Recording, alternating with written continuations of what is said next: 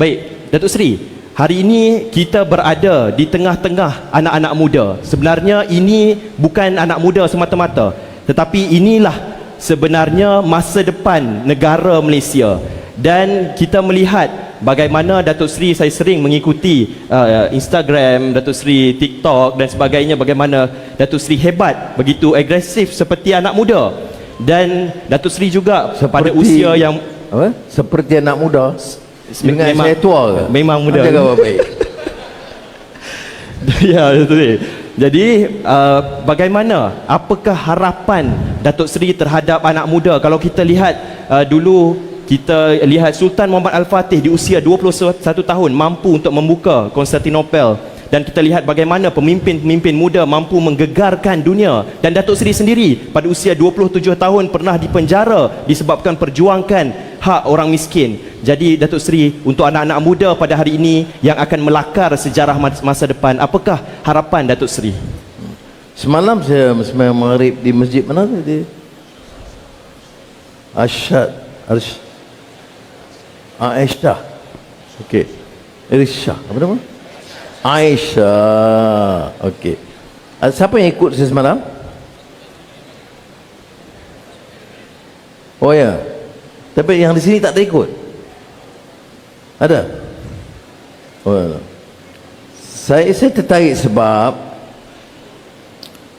saya lihat anak muda, dia belajar, dia jaga jamaah dia imarahkan masjid, tapi dia balik ulang kaji. Dia aku tanya, Taufik tanya, anak muda ini ada tugas yang apa dia kata, yang perlu diberi perhatian segera. Kalau dia vocational, dia ikut kursus, dia ikut peraturan dan disiplin, ya. Dia jaga persahabatan, dia timba ilmu dalam kelas, malam, pengajian, jamaah, itu semua dia ikuti. Tetapi apa dia beza yang membedakan seorang anak muda biasa dengan anak muda yang disebut dalam Al-Quran, innahum fityatun amanu bi rabbihim wa zidnahum huda, ya. Yang disebut dalam Al-Quran itu adalah anak muda yang punya keyakinan, anak muda yang ada nilai, anak muda yang ada idealisme, nak bawa kebaikan, nak bawa perubahan yang baik, nak betulkan diri dia dan keluarga dia dan masyarakat dia dan negara dia, bukan kerana umur dia. Ada anak muda tapi perangai lebih teruk pada orang tua. Ada orang anak muda tetapi jadi tali barut dan pecakai, pertahankan penyelewengan dan penindasan. Apa arti anak muda begitu? Ada anak muda diikut saja seperti macai, tak berfikir, atau sebagai walaun. Yang senyum siapa? Jadi sebab itu anak muda, kalau Taufik tentunya seorang tokoh muda yang baik. Tetapi anak muda ni kita nilai dari segi apa? Keyakinan dia, minat dia nak bawa perubahan, minat dia nak timba ilmu, minat dia ada cita-cita nak bawa kebaikan. Itu yang disebut idealism.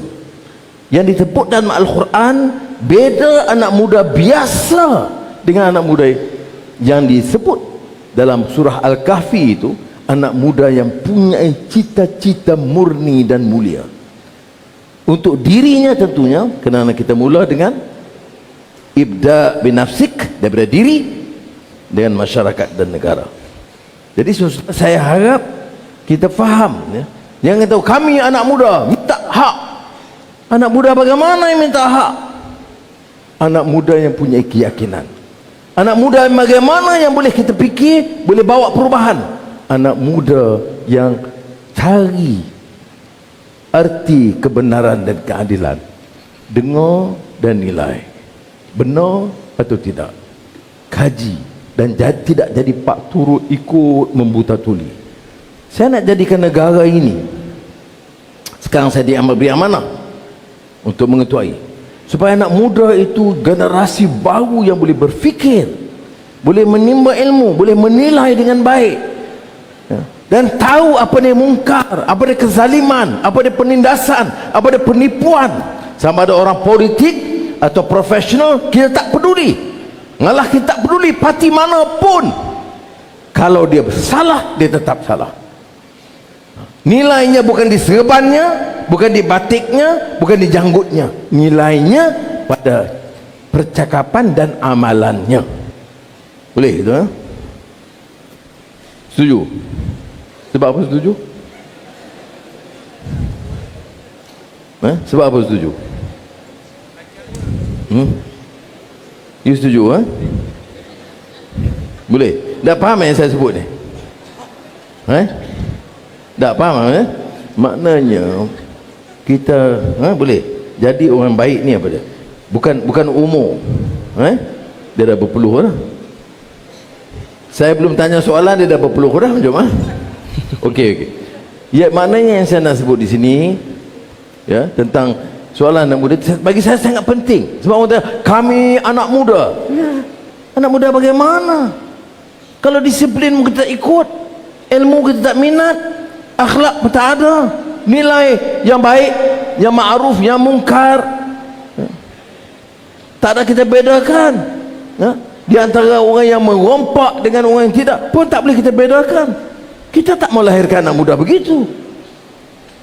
Anak muda kalau kita zaman Rasulullah SAW, Sayyidina Ali bin Abi Talib yang muda itu pun bersama.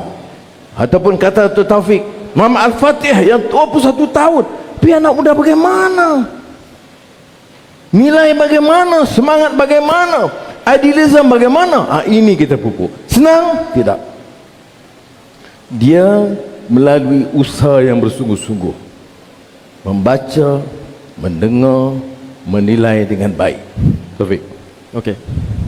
Baik, terima kasih Datuk Seri atas jawapan yang diberikan. Sebab itu anak muda itu perlu persiapkan dirinya sebelum menghadapi cabaran sebenar dunia yang nyata.